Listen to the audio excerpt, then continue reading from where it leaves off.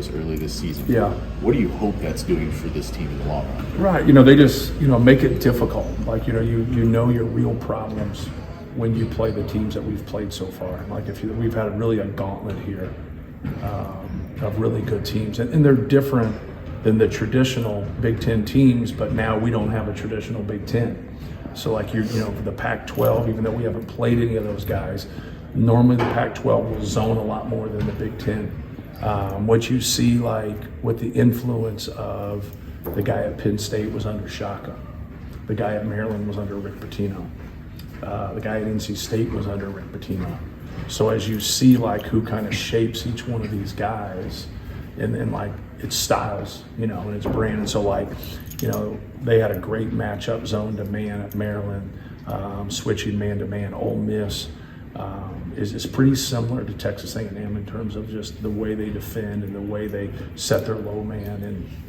And so we've faced a lot of, obviously very, very talented teams, teams that are similar, but it does make it hard. Like our struggles so far have been more on the road versus being neutral, but it doesn't mean that we haven't had some issues taking care of the basketball there. And that's going to be the key. Like the possession battle is going to be the key, in my opinion, taking care of the basketball and rebound. I think that anyways, but when you go against the best offensive rebounding team in the country, it really holds true. You talked in those first few weeks how concerned you were from a communication standpoint. You seeing any progress? Yeah, I think we're better. I don't think we're great at it. We have a very low energy level at times, and you can't have that. And like, getting ready for a game, each guy's a little bit different, but collectively you got to have a pretty good energy level. So we have a quiet group, and you can't be that way on the court. You can be that way off the court. So we're getting better at it, but we still, have that issue sometimes where like we'll have a breakdown, and it won't be because of effort. It'll be because, from a preventive measure, someone just didn't talk it through. And you have to be able to do that. What makes A&M such a good rebounding team? Is it their bodies, their athleticism, their commitment to putting everybody on the glass? All the above. D. Like they recruit towards it. They commit to it, and even when it goes against them, maybe in transition, they stay with it because in their mind it offsets what you're going to get in transition. So if you give a great effort on the glass and you give a great effort in transition and you've committed to that, which he has, now like he makes it really hard on you. And then sometimes you'll see they're guys that can make plays. They'll take some really tough ones, but you'll also, when you put pause on that remote, like you'll see they got 2 or 3 guys anchored down there. Mm-hmm. So they know like he might make this, but if he misses it, it's still going to be a positive play for us because we're in good rebound position. So they do that a lot, where like you look at it, man, that's not a very good shot. But like they got guys that are shot makers, Wade Taylor especially, because when he gets it going, he makes them.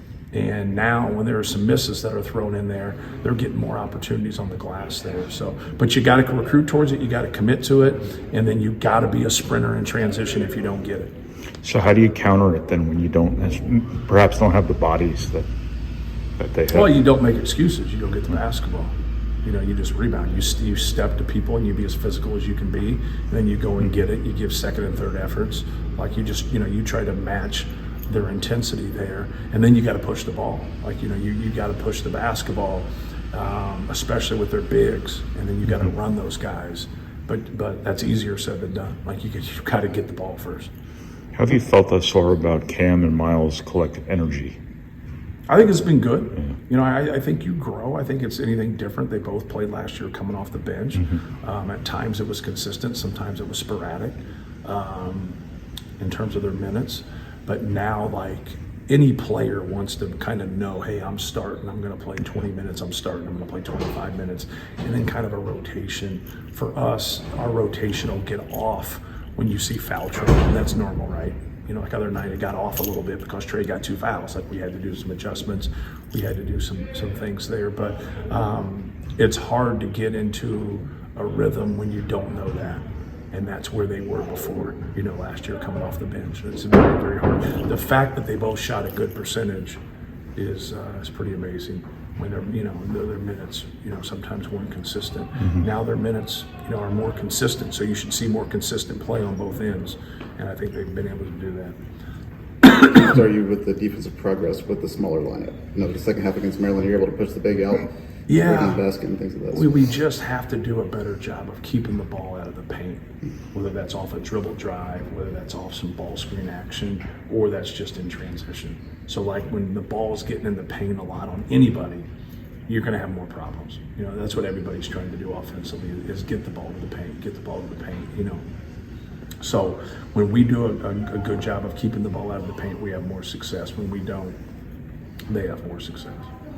How concerned are you about Trey and fouls in the first half?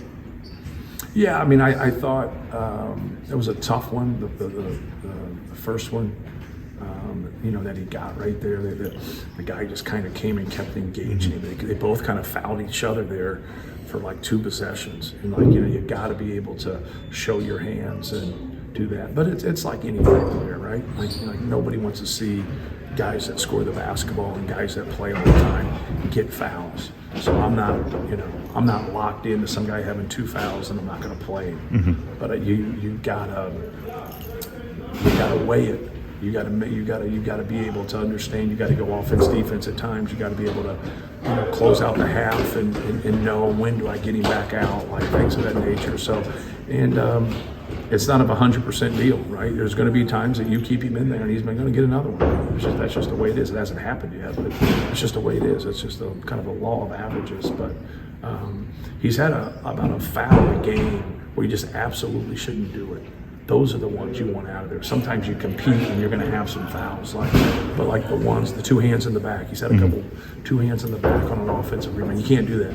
You got to play with your hands up so you don't get those cheap ones.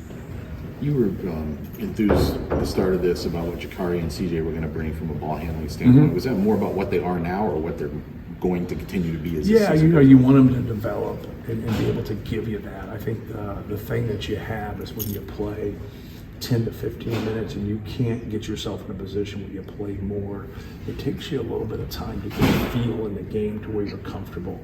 Other night, I think with CJ, he just didn't get comfortable in the game. And he had some turnovers, but it had nothing to do with Maryland. Like his turnover at half court, his other turnover that he had, the one at Penn State, like he turns his back, puts his ball, like he's making some mistakes there. And that's what you do. You learn from those, and you learn against a pressing team or a switching team or a changing defense team. Hey, I can't do these things. Here's what I got to do. I got to keep it simple, and so that helps us. So, but to be honest, like we've had to, other people had to bring it up, and Miles has brought it up, a handful of times here in the past 3-4 games, and done a good job of just being simple. But when you have that other ball handler, Braden, to be able to bring it up every now and then, it does help. There's no question it helps. But those two help more from a defensive standpoint. They can go guard a point guard. They can go guard the other team's, quickest guy, things of that nature. Are you at the point where you've established rotations for the Big Ten? You got 3 weeks here before you get Yeah, into the real... Yeah, I would say so. I'd say like we're kind of set with it. It depends on like how we are along the front line in terms of how we kind of match this some things. As long as we can rebound, we got a good offensive lineup that we start. Like that's like, I don't want to trade there.